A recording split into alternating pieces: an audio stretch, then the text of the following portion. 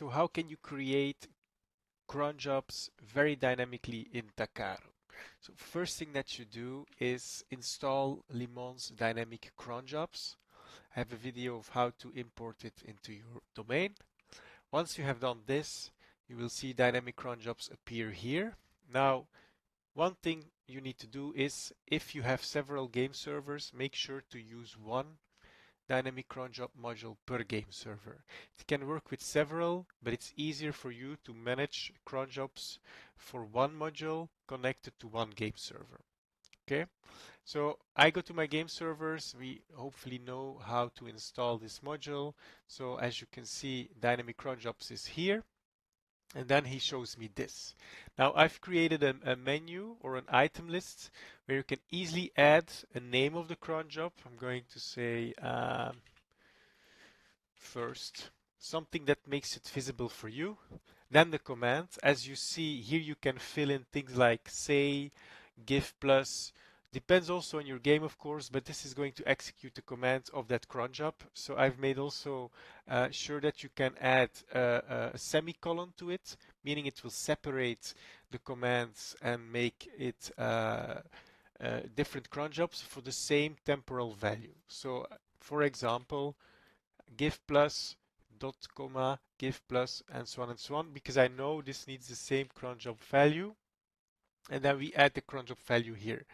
So go to cron tab guru to check out what is the ideal temporal value. You can do that here as well. And then you will see what this is going to do. At minute past 1, 2, 3, 4. So it's quite a complex one. Doesn't have to be that complex, but here you check if your cron job is valid, right? If it's not valid, he will tell you. If it's not valid, it's not gonna work. So always make sure to add the cron job that you need. Maybe this one is easier at 405. I know it's quite complex, but make sure you use the right cron job value. Now, this is my first pair of cron jobs. The second one, I just want to maybe do something like shutdown BA 10. Going to do it like this. And then the temporal value, let's take this one just for the example. And I'm not going to give it a name. So that's basically everything that you need to know. Now, he's going to take these items, and we see the cron job generator will take these inputs and generate cron jobs in the back. So this needs to be activated to make it work. Also, make sure it's always the latest version. Otherwise, it's also not going to work. The reason why is that we have a versioning system, and once there is a version of a module, you cannot change the code. Now, this only works if the cron job generator can change the code. As you can see, the temporal value is 5 minutes. So every 5 minutes, this is going to run to check if you have made changes to your cron job. So let's just install and see what I mean with this. Now, once this is installed to my game server, I can also run the cron job on demand. So if I do this, I have to go to the module builder. So again, you only need to do this if you want to run the cron job on command, right? By clicking on this, just avoid this on the right. This is a bit how the code works. But as you see here, there is a cron job trigger where I can select my server and I can trigger the cron job so I don't have to wait for every 5 minutes. Now, what is this going to do? This is going to generate 6 cron jobs. As you see here, if we go back to the module configuration, we see that modules have been cron jobs have been generated.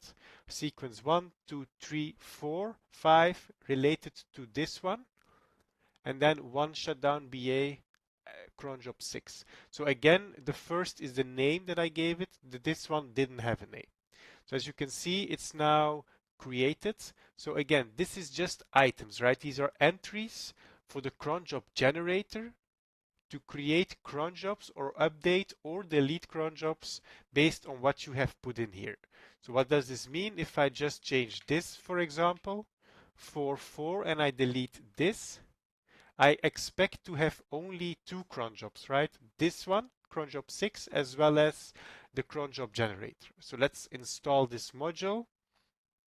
Again, we can go to the module builder just to run we're not going to change any code, but just to run the cron job generator to make sure that everything is even again, or is in line with the configuration that you created.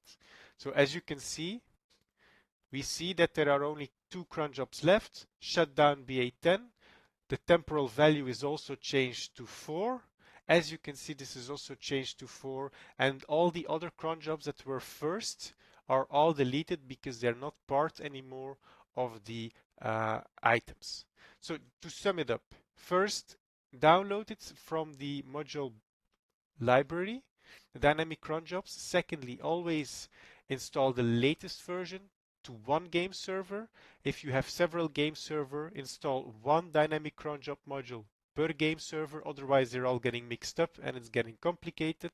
Make sure to have the latest version, and then make sure to install the latest version and make sure to let the cron job generator run, right? If he doesn't run, he cannot check if you have changed something.